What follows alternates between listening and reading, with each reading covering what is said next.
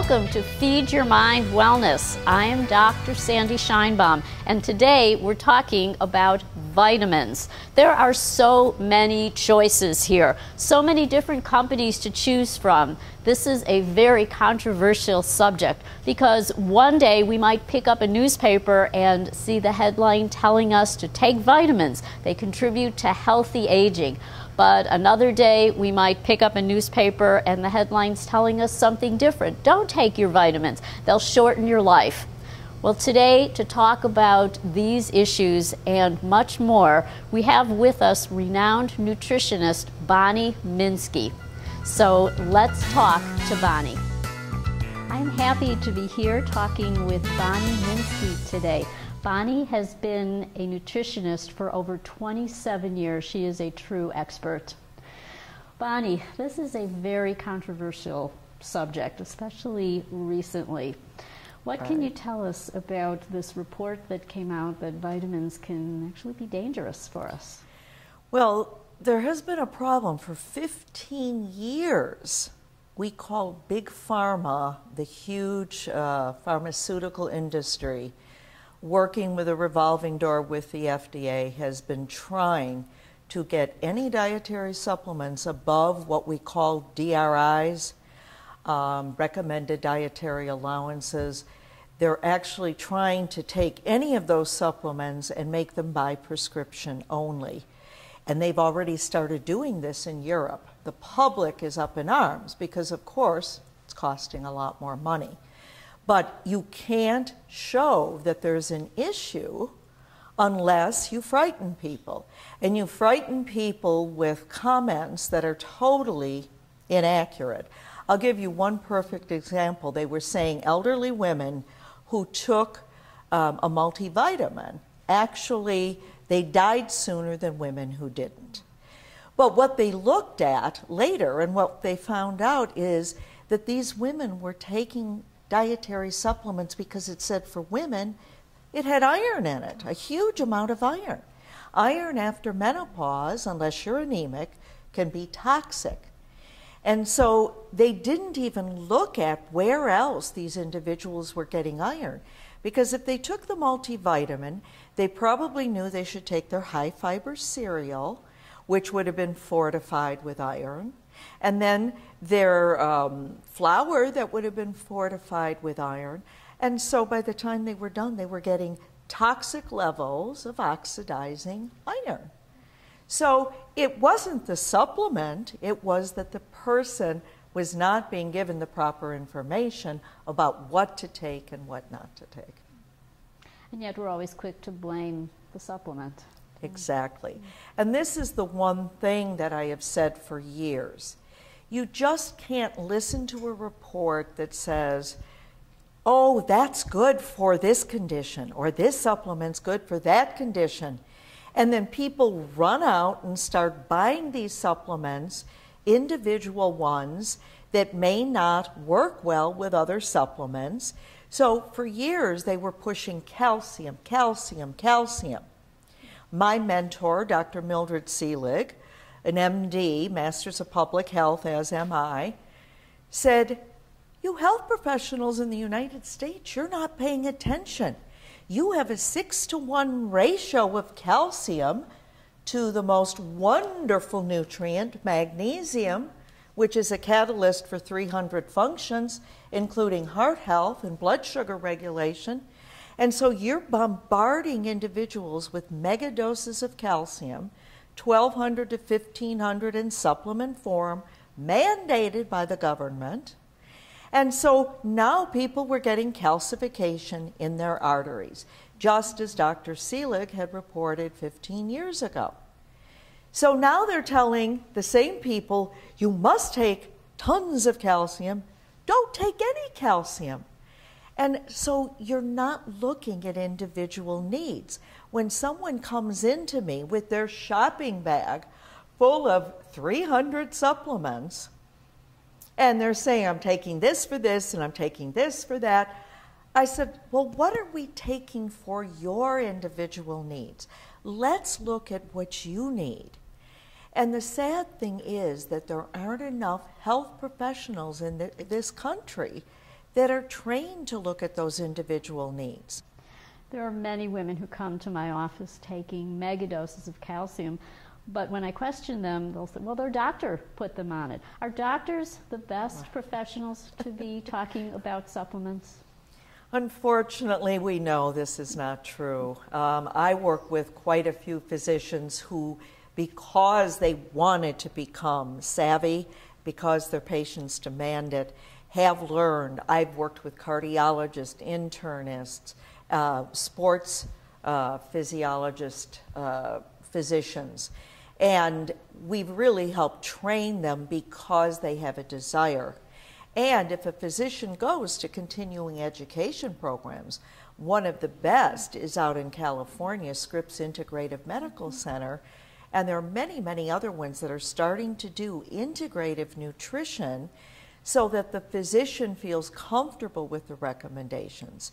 But it is frightening because physicians tend to hear, okay, we should be doing this. Our government said we should be doing this. So they start recommending it to everyone. And then when they hear, uh-oh, one bad story, they stop recommending it. And do you know how confusing that is to an individual? I have held my ground for 15 years. I said, well, I've finally been vindicated after all these years. But when you look at the research, instead of just looking at what is popular, you don't make mistakes like that because the research has the answers. Bonnie, can we get everything we need just from food? That's a story I hear quite often as well. Well, this I've answered the same way for 27 years.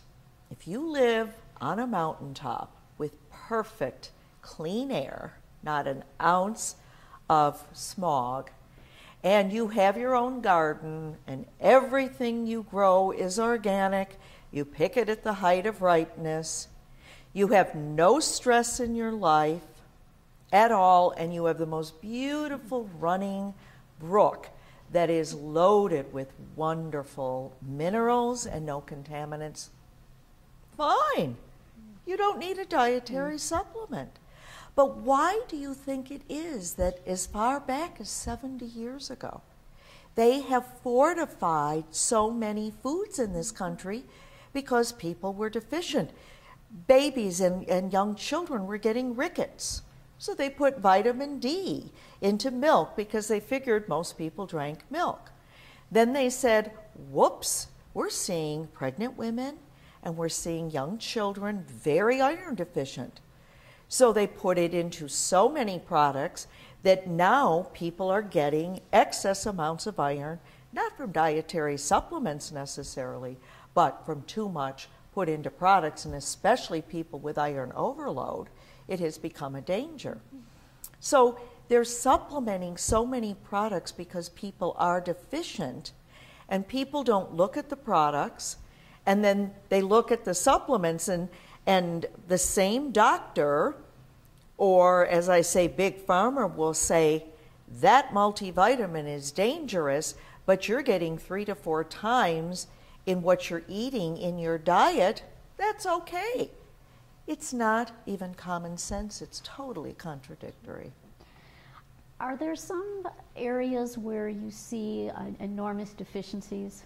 There are Yes. certain vitamins that Yes. we all need to pay particular attention to? There are 2 that for years no one paid attention to. Finally, they're paying attention to vitamin D. In my office, we've been recommending vitamin D testing, especially of D3, because that's the usable form in your body. We've been recommending that for probably 10 years.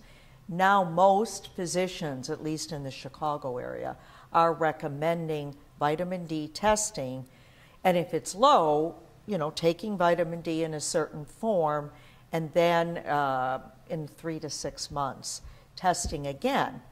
But what people don't realize is if you take the prescription form D2, most people can convert it to the usable form D3, and that's how all our foods are fortified, but some individuals can't. I've had many clients who have serious health issues that cannot convert D2, so their doctor puts them on D2 for 6 months, They finally get a differential with D3 and D2, and shock of all shocks, their D3 is non-existent. So we then put them on a megadose of D3.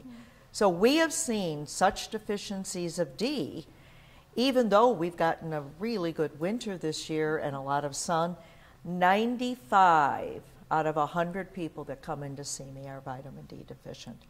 But the one I've been harping on for years, and any client that you would ever see of mine, and you know this, would always say, I'm taking my magnesium, because magnesium, especially in a glycinate form, and health food stores do carry the glycinate form, does not affect your bowel in any negative way, because regular magnesium could give you diarrhea, loose bowel, but it is a catalyst for over 300 functions.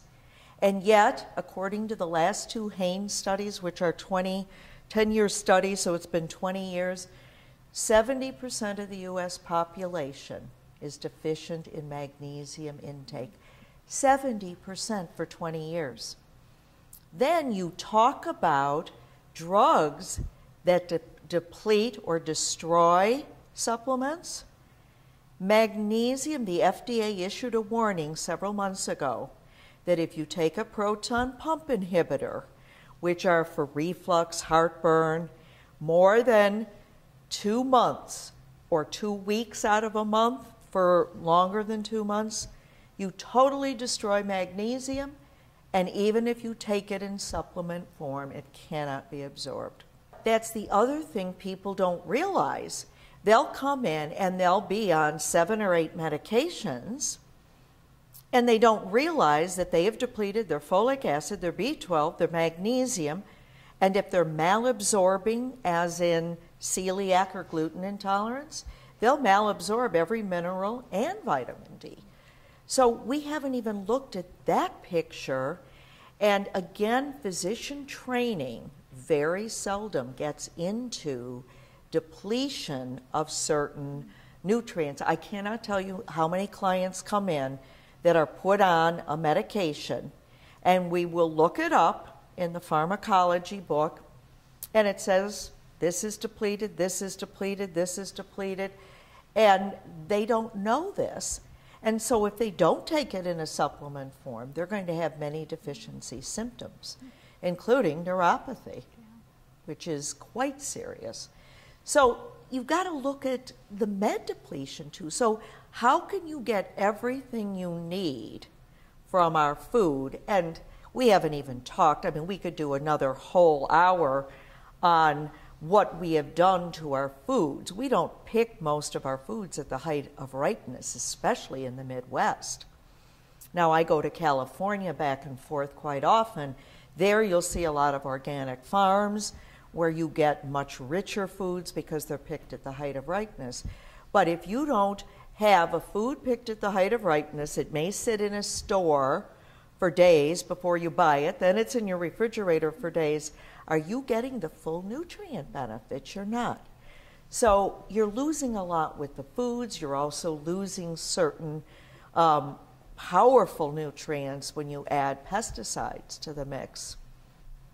And so there is no way. I've been practicing for 27 years. There have been only 2 individuals that have come in that I said, wow, you are perfect. You don't need me, and you don't need supplements. But that is so highly unusual that to me it's a shock, and I'm standing up cheering when I see that, because it is rare.